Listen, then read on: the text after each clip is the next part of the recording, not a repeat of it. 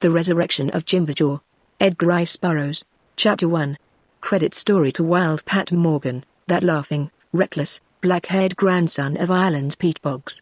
To Pat Morgan, one-time flying lieutenant of the F, ex-inventor, amateur boxer, and drinking companion par excellence. I met Pat Morgan at the country club bar, one of those casual things. After the third highball we were calling each other by our first names. By the sixth we had dragged the family skeletons out of the closet and were shaking the dust off them. A little later we were weeping on one another's shoulders, and that's how it began. We got pretty well acquainted that evening, and afterwards our friendship grew. We saw a lot of each other when he brought his ship to the airport where I kept mine. His wife was dead, and he was a rather lonely figure evenings, so I used to have him up to the house for dinner often. He had been rather young when the war broke out, but had managed to get to France and the front just before the end.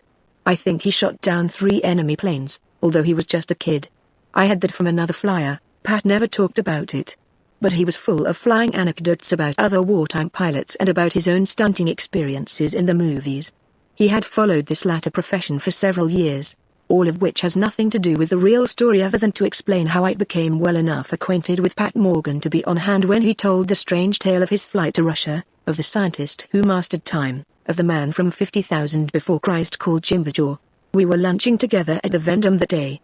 I had been waiting for Pat at the bar, discussing with some others the disappearance of Stone, the wrestler. Everyone is familiar, of course, with Stone's meteoric rise to fame as an athlete and a high-salaried star in the movies, and his vanishing had become a minor 10-days wonder. We were trying to decide if Stone had been kidnapped, whether the ransom letters received were the work of cranks, when Pat Morgan came in with the extra edition of the Herald and Express that the newsboys were hawking in the streets. I followed Pat to our table and he spread the paper out. A glaring headline gave the meat of the story, "So they found him," I exclaimed. Pat Morgan nodded. "The police had me in on it. I've just come from headquarters." He shrugged, frowned, and then began to talk slowly. Chapter 2. I've always been inclined to putter around with inventions, Pat Morgan said, and after my wife died I tried to forget my loneliness by centering my interest on my laboratory work. It was a poor substitute for the companionship I had lost, but at that I guess it proved my salvation. I was working on a new fuel which was much cheaper and less bulky than gasoline, but I found that it required radical changes in engine design, and I lacked the capital to put my blueprints into metal. About this time my grandfather died and left me a considerable fortune. Quite a slice of it went into experimental engines before I finally perfected one. It was a honey. I built a ship and installed my engine in it, then I tried to sell the patents on both engine and fuel to the government, but something happened. When I reached a certain point in these official negotiations I ran into an invisible stone wall. I was stopped dead. I couldn't even get a permit to manufacture my engine. I never did find out who or what stopped me, but I remember the case of the double steam car. Perhaps you will recall that, also.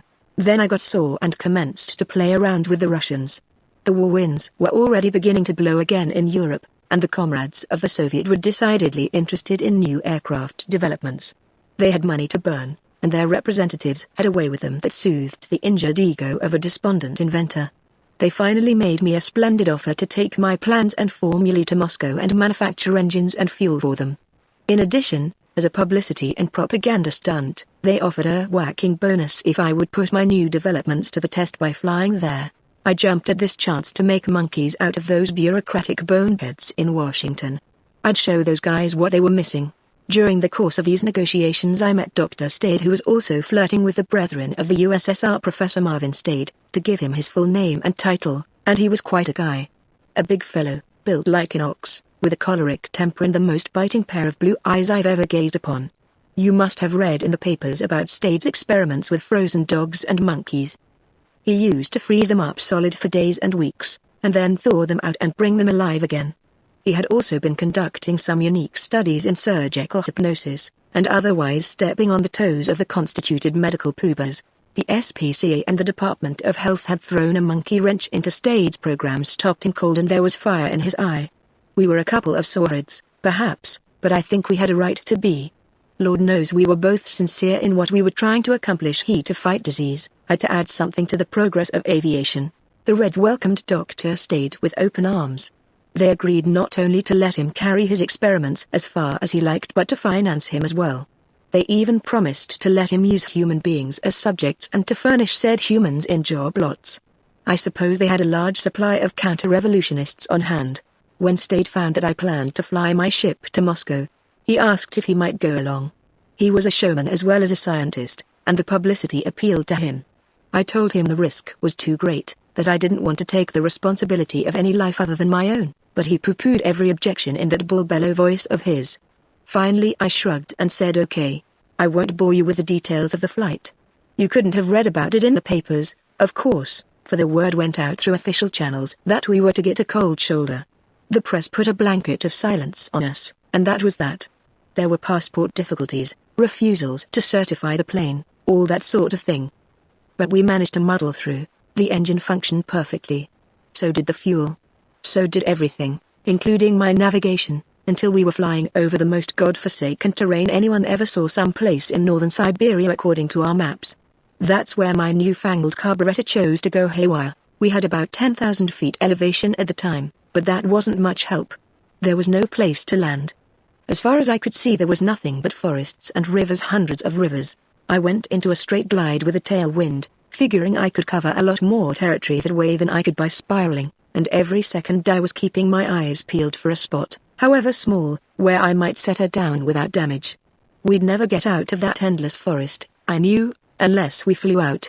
I've always liked trees, a nature lover at heart, but as I looked down on that vast host of silent sentinels of the wilderness, I felt the chill of fear and something that was akin to hate. There was a loneliness and an emptiness inside me. There they stood in regiments, in divisions, in armies, waiting to seize us and hold us forever, to hold our broken bodies, for when we struck them, they would crush us, tear us to pieces. Then I saw a little patch of yellow far ahead. It was no larger than the palm of my hand, it seemed, but it was an open space, a tiny sanctuary in the very heart of the enemy's vast encampment. As we approached, it grew larger until at last it resolved itself into a few acres of reddish-yellow soil devoid of trees. It was the most beautiful landscape I have ever seen. As the ship rolled to a stop on fairly level ground, I turned and looked at Dr. Stade. He was lighting a cigarette. He paused, with the match still burning, and grinned at me. I knew then that he was regular. It's funny, but neither one of us had spoken since the motor quit. That was as it should have been, for there was nothing to say, at least nothing that would have meant anything. We got down and looked around. Beside us, a little river ran north to empty finally into the Arctic Ocean. Our tiny patch of salvation lay in a bend on the west side of the river. On the east side was a steep cliff that rose at least 300 feet above the river. The lowest stratum looked like dirty glass. Above that were strata of conglomerate and sedimentary rock, and, topping all, the grim forest scowled down upon us menacingly. Funny-looking rock, I commented, pointing toward the lowest ledge. Ice, said Stade. My friend, you are looking at the remnants of the late lamented glacial period that raised havoc with the passing of the Pleistocene. What are we going to use for food? We got guns, I reminded him. Yes. It was very thoughtful of you to get permission to bring firearms and ammunition, but what are we going to shoot? I shrugged. There must be something. What are all these trees for? They must have been put here for birds to sit on. In the meantime, we've sandwiches and a couple of thermoses of hot coffee. I hope it's hot, so do I. It wasn't. I took a shotgun and hunted upriver. I got a hare, mostly fur and bones, and a brace of birds that resembled partridges. By the time I got back to camp, the weather had become threatening. There was a storm north of us. We could see the lightning, and faint thunder began to growl. We had already wheeled the plane to the west and highest part of our clearing and staked it down as close under the shelter of the forest as we could. Nothing else to do. By the time we had cooked and eaten our supper, it commenced to rain. The long, northern twilight was obliterated by angry clouds that rolled low out of the north. Thunder bombarded us. Lightning laid down a barrage of pale brilliance all about. We crawled into the cabin of the plane and spread our mattresses and blankets on the floor behind the seats. It rained. And when I say it rained, I mean it rained.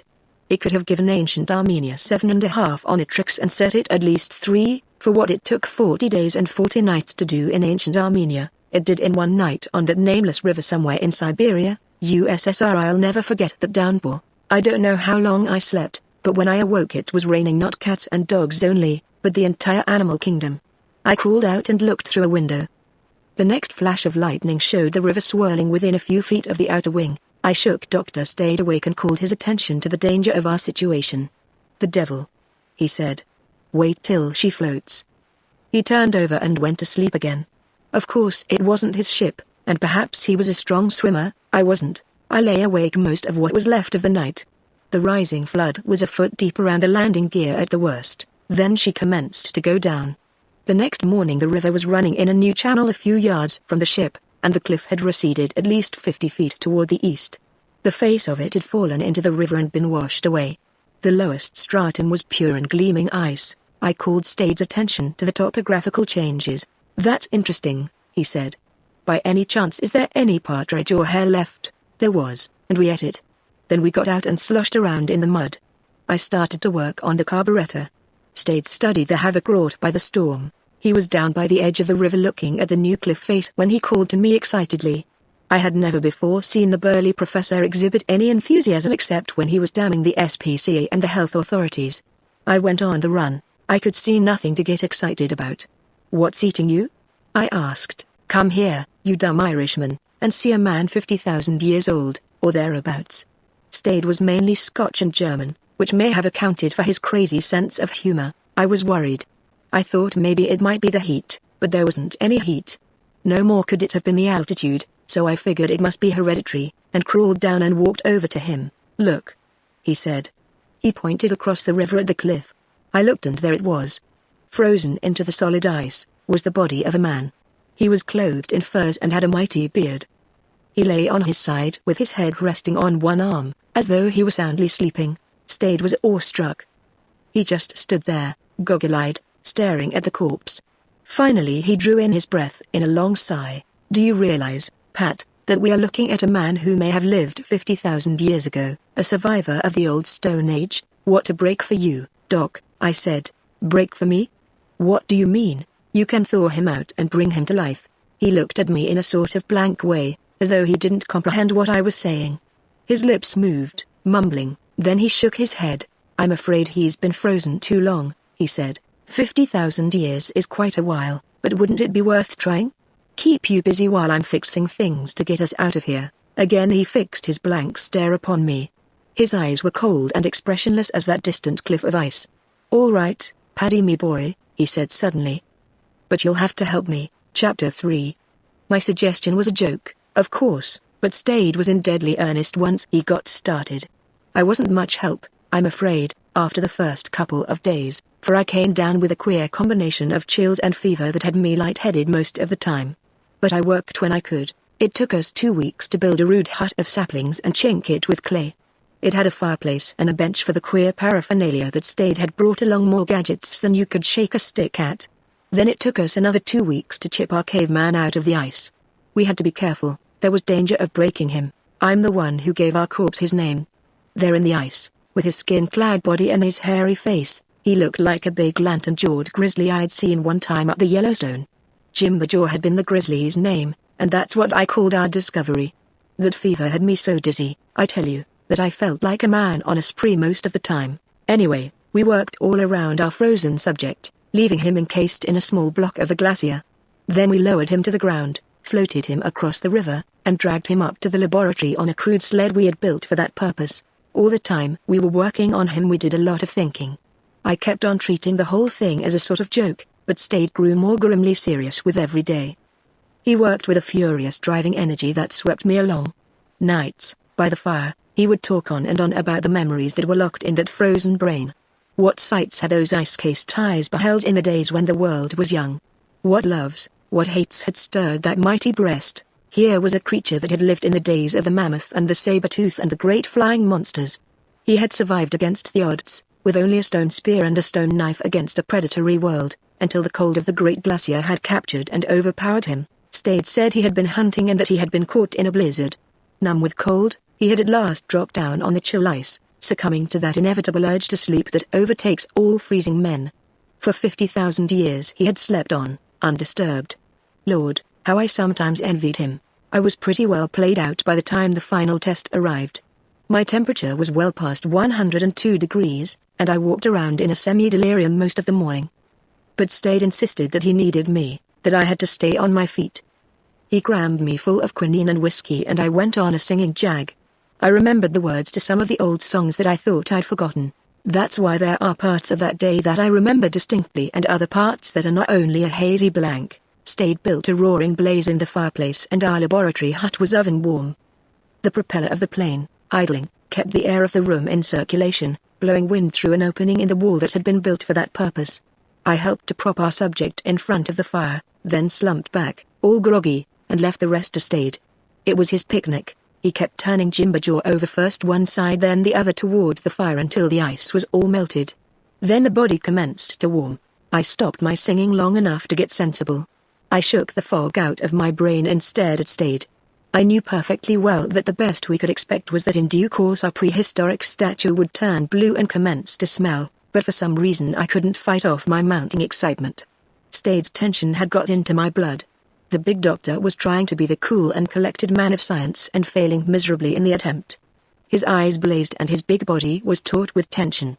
His fingers trembled as he lit a cigarette, and the half-smile on his lips was a nervous grimace. Frozen there, I chuckled.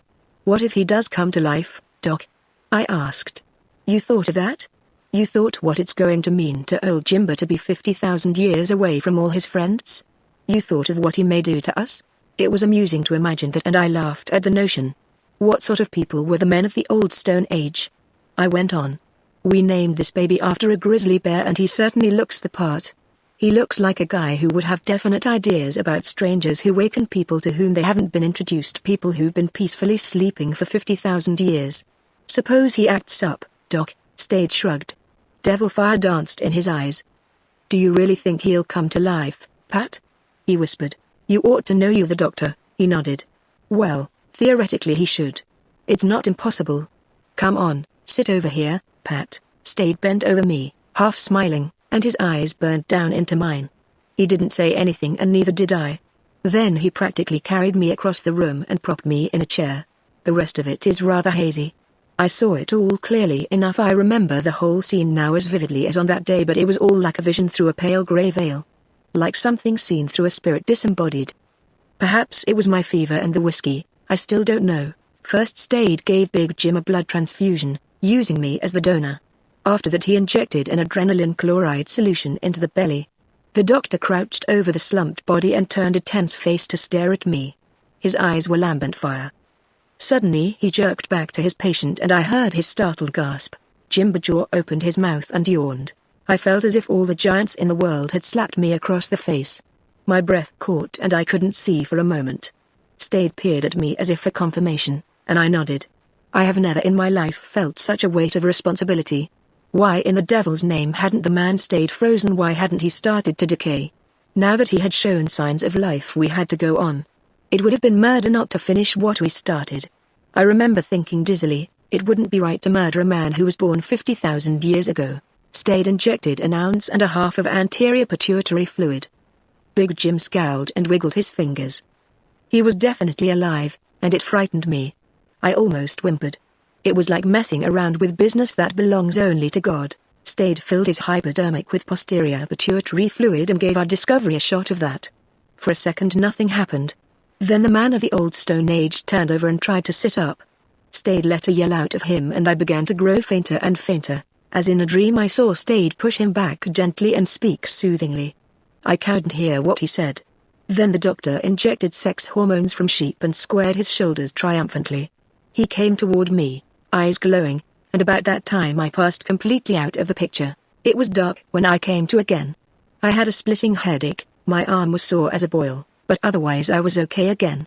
Those fever attacks of mine have a way of vanishing swiftly. Stade was sitting at the table, shirt-sleeved, with a bottle at his elbow. "How long have I been passed out?" I demanded. 3-4 hours. "What day is this?" He frowned at me. "What's the matter, Pat? Have you gone completely haywire?" I sat up and then I saw the figure on the bench. It hadn't been a bad dream after all. Apparently Stade had stripped the soggy skins from Jimber jaw, and he was wrapped in our blankets from the ship, peacefully sleeping. I went across to him and touched the bare shoulder, lightly real flesh. I could see his chest rise and fall, could hear his breathing. Slowly I went back to my homemade chair and sank down in it. I put my face in my hands and tried to think. At last I looked up and met Stade's level stare. He shrugged and I nodded. We had worked a miracle and now we were stuck with it. Big Jim was a fine specimen of a man. about 6'3" and beautifully muscled. Beneath his beard he appeared to have good and regular features, though perhaps the jaw was a little heavy. Stade thought he might be in his 20s. He certainly was not old. Some 2 hours later our guest from the past sat up and looked at us. A scowl darkened his forehead, and he looked about him quickly as though for his weapons. But they weren't. The Stade had seen to that. He tried to get up, but he was too weak. "Take it easy, pal," I told him, and he finally sprawled back. For a while he watched us from eyes that were wide and calm and animal alert. Then he went to sleep again. He was a pretty sick boy for a long time. We both thought he'd never pull through. All the time we nursed him like a baby and took care of him, and by the time he commenced to convalesce he seemed to have gained confidence in us.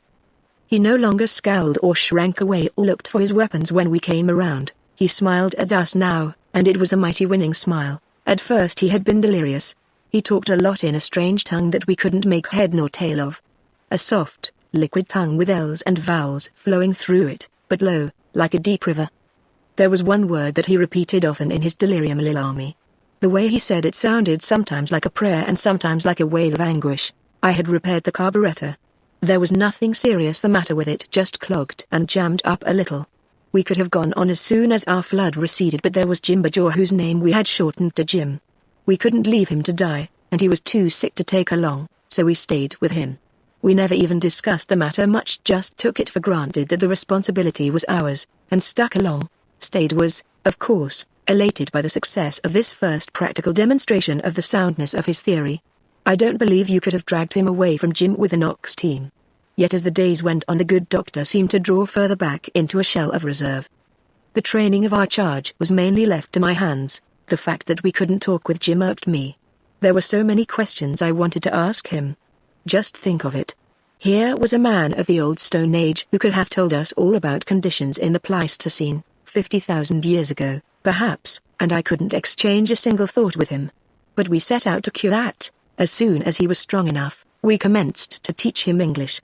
At first it was aggravatingly slow work, but Jim proved an apartment pupil, and as soon as he had a little foundation he progressed rapidly. He had a marvelous memory. He never forgot anything once he had a thing, he had it. No use reviewing the long weeks of his convalescence and education. He recovered fully, and he learned to speak English, excellent English, for Stade was a highly cultured man and a scholar. It was just as well that Jim didn't learn his English from me. Barracks and hangars are not the places to acquire academic English. If Jim was a curiosity to us, imagine what we must have been to him. The little one-room shack we had built and in which he had convalesced was an architectural marvel beyond the limits of his imagining. He told us that his people lived in caves, and he thought that this was a strange cave that we had found, until we explained that we had built it. Our clothing intrigued him, our weapons were a never-ending source of wonderment. The first time I took him hunting with me and shot game, he was astounded. Perhaps he was frightened by the noise and the smoke and the sudden death of the quarry, but if he were, he never let on. Jim never showed fear, perhaps he never felt fear. Alone, armed only with a stone-shod spear and a stone knife, he had been hunting the great red bear when the glacier had claimed him. He told us about it. "The day before you found me," he said, "I was hunting the great red bear. The wind blew, the snow and sleet drove against me. I could not see. I did not know in which direction I was going. I became very tired. I knew that if I lay down I should sleep and never awaken. But at last I could stand it no longer, and I lay down. If you had not come the next day, I should have died." How could we make him understand that his yesterday was 50,000 years ago? Eventually we succeeded in a way, though I doubt if he ever fully appreciated the tremendous lapse of time that had intervened since he started from his father's cave to hunt the great red bear. When he first realized that he was a long way from that day and that it and his times could never be recalled, he again voiced that single word, Lilami. It was almost a sob. I had never dreamed that so much heartache, so much longing could be encompassed within a single word. I asked him what it meant. He was a long time in answering. He seemed to be trying to control his emotions, which was unusual for Big Jim. Ordinarily he appeared never to have emotions. One day he told me why. A great warrior never let his face betray anger or pain or sorrow. You will notice that he didn't mention fear. Sometimes I think he had never learned what fear is. Before a youth was admitted to the warrior class, he was tortured to make certain that he could control his emotions. But to get back to Lilami. At last he spoke. Lilami was a girl. She was to have been my mate when I came back with the head of the great red bear. Where is she now, Pat Morgan? There was a question. If we hadn't discovered Jim and thawed him out, Lil Army wouldn't have been even a memory. Try not to think about her, old man, I said. You'll never see Lil Army again, not in this world. Yes, I will, he replied. If I am not dead, Lil Army is not dead. I shall find her. Chapter 4. The plane was so absolutely beyond Jimber Jaw's conception that he couldn't even ask questions about it. I think anyone else in the world, under similar circumstances, would have been terrified when we finally took off from that lonely Siberian forest. The whir of the propeller, the roar of the exhaust, the wild careening of the takeoff must have had some effect on Jim, but he never showed it by so much as a bat of an eyelid. He had all the appearance of a blasé young man of today. I had given him an old suit, breeches, field boots, and a leather coat. He was smooth-shaven now. After watching us scrape our jowls every day, he had insisted first on being shaved and then learning to shave himself. The transformation had been most astounding, from Man Mountain Dean to Adonis, with a few snips of the scissors and a few passes of the safety razor. When I looked at him and thought of the civilization that he was about to crash for the first time, I felt sorry for Lil Army. Pretty soon she would be scarcely even a memory. But I didn't know Big Jim then. Well, we finally got to Moscow, and there was the devil to pay about our unexpected passenger. No one believed our story. I can scarcely blame them. But what got me sore was their insistence that we were all spies and counter-revolutionists and Nazis and fascists and capitalists and what have you that is anathema in Red Russia. Of course, Jim had no passport. We tried to explain that they weren't issuing passports in the Pleistocene, but we got nowhere. They wanted to shoot us, but the American ambassador came to our rescue, and they compromised by shooing us out of the country and telling us to stay out. That suited me. If I never see a comrade again, that will be far too soon for Pat Morgan. After our experience in Russia, Stade and I decided to keep our mouths shut about Jim's genesis and antecedents. This was Stade's suggestion, and I confess I was rather surprised to hear him make it. The good doctor had never been adverse to publicity, and here was the greatest chance in the world for him to beat his own drum. Think of the scientific kudos that would shower down on him. But Stade wasn't interested in that, he said. He suddenly went coy on me, began to talk of the difficulties of establishing absolute scientific proof and all that rot. Suggested we'd better wait a while, allow our colossus to orient himself. He'd leave Jim in my care for a time, since important business was waiting for him in Chicago. I shrugged and agreed. We arrived in America shrouded in a pall of silence. As a matter of fact, we smuggled Jim into the old USA, and after that we had to keep our mouths shut about him. What else could we have done? After all, there is no Pleistocene quota. When we got home, I took him to my place in Beverly Hills, and told people he was an old friend, Jim Stone from Schenectady. He had been greatly impressed by the large cities he had seen. He thought skyscrapers were mountains with caves in them. As intelligent as he was, he just couldn't conceive that man had built anything so colossal. It was a treat taking him round. The movies were as real to him as death and taxes. There was a caveman sequence in one we saw, and Jim really showed signs of life then. I knew he was having difficulty in restraining himself. He was just honing to crawl into one of those prop caves. When the heavy grabbed the leading lady by the hair and started to drag her across the scenery, Big Jim hoisted himself into the aisle and started for the screen. I grabbed him by the coattails, but it was a lap dissolve that saved the day. Yep, Jim and I had fun. One night I took him to the wrestling matches at the Olympic. We had ringside seats. The Lone Wolf and Tiny Sawbuck, 237 pounds, were committing mayhem on one another inside the ropes. It seemed to get Jim's goat. "Do you call those great warriors?" he inquired. Then, before I could do anything about it, he vaulted over the ropes and threw them both into the third row. The Lone Wolf and Tiny Sawbuck were sore, but the audience and the promoter were 100% plus for Jimber.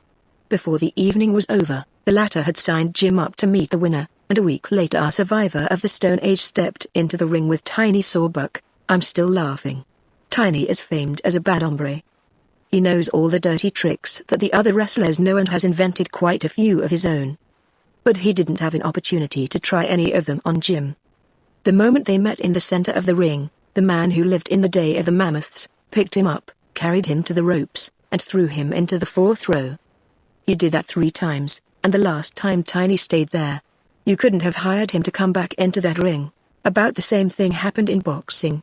I had been giving Jim some preliminary instruction in the manly art of acquiring cauliflower ears. By this time he was well known as a wrestler. Every Wednesday he had gone to the Olympic and ruined a few cash customers by throwing opponents at them. That was all he ever did.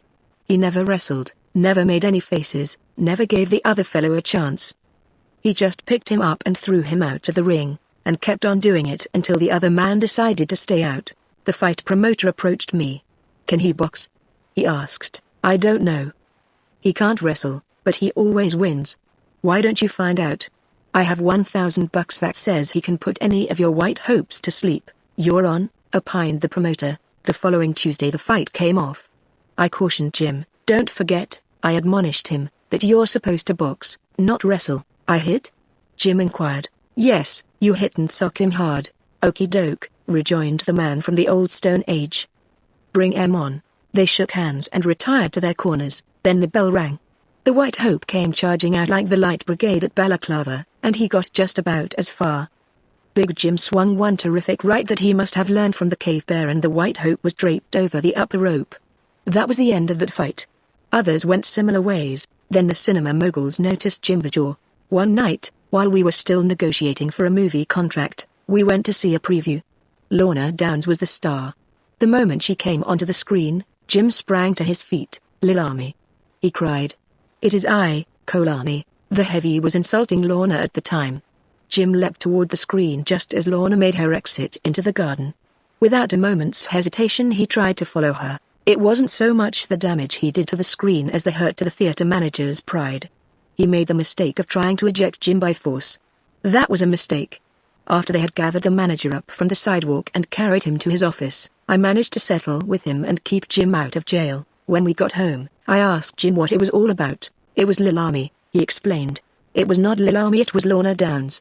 And, what you saw was not Lorna herself, just a moving picture of her. It was Lilami," the big fellow said gravely. "I told you that I would find her." Chapter 5. Lorna Downs was in the East making a personal appearance tour in connection with her latest release. Jim wanted to go after her. I explained that he had entered into a contract to make pictures and that he would have to live up to his agreement. I also told him that Lorna would be back in Hollywood in a few weeks, so he reluctantly agreed to wait. Meanwhile we moved into movie circles, and thus came a new phase in Jim's career. He suddenly became a social lion. Men liked him and women were crazy about him. The first time he went to the Trocadero he turned to me and asked, "What kind of women are these?" I told him that, measured by fame and wealth, they were the cream of the elect. "They are without shame," he said. "They go almost naked before men. In my country their men would drag them home by the hair and beat them." I had to admit that that was what some of our men would like to do. "Of what good is a mate in your country?" he asked. "They are no different from men. The men smoke. The women smoke. The men drink. The women drink. The men swear. The women swear. They gamble, they tell dirty stories, they are out all night and cannot be fit to look after the caves and the children the next day. They are only good for one thing, otherwise they might as well be men. One does not need to take a mate for what they can give, not here. In my country such women are killed. No one would want children from them." The ethics, the standards, and the philosophy of the Stone Age did not fit Jim to enjoy modern society. He stopped going out evenings except to pictures and fights. He was waiting for Lilami to return. "She is different," he said. I felt sorry for him. I didn't know Lorna Downs, but I would have been willing to bet she was not so different. At last Lorna came back. I was with Jim when they met. It was on a set at the studio. It was in the middle of a scene, but when he saw her he walked right off the set and up to her. Never before have I seen so much happiness and love reflected in a man's face. "Lilami," he said in a voice tense with emotion, and reached for her. She shrank back. "What's the idea, big boy?" she demanded. "Don't you know me, Lilami? I'm Kolani. Now I have found you, we can go away together. I have searched for you for a long time." She looked up at me. "Are you his keeper, mister?" she demanded.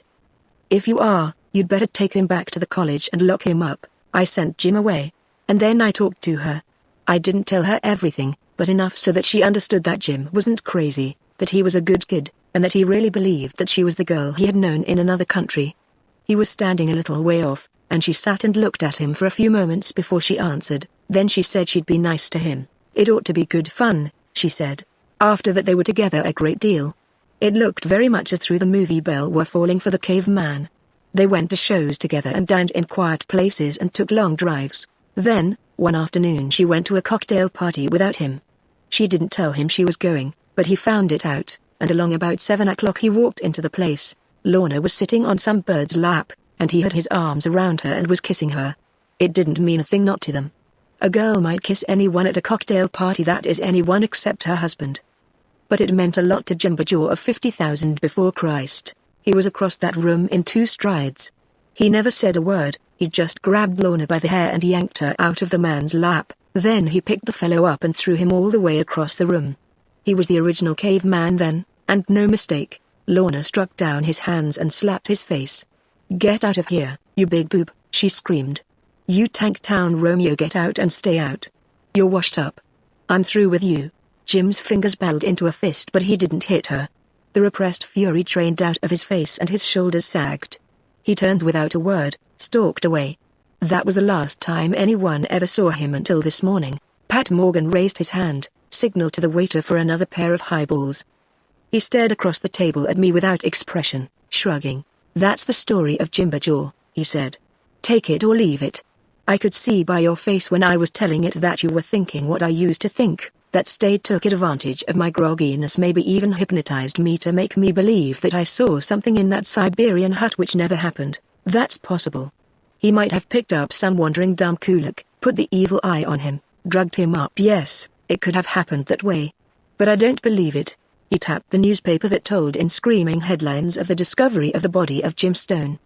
The story told of Stone's quick rise to fame, of his disappearance, of the finding of him that morning, an apparent suicide. "But the whole story isn't there," Pat Morgan said. "The police called me in to identify the corpse, and it was Big Jim all right. They found him in the frozen meat room of a cold storage warehouse been there for weeks, apparently. He was resting on his side, face against his arm, and I've never seen a man, alive or dead, more peaceful. Pinned to the lapel of his coat was a scrawled note addressed to me." The police couldn't make head nor tail of it, but as far as it was concerned it spoke volumes. It said, "I go to find the real Lil Army, and don't thaw me out again."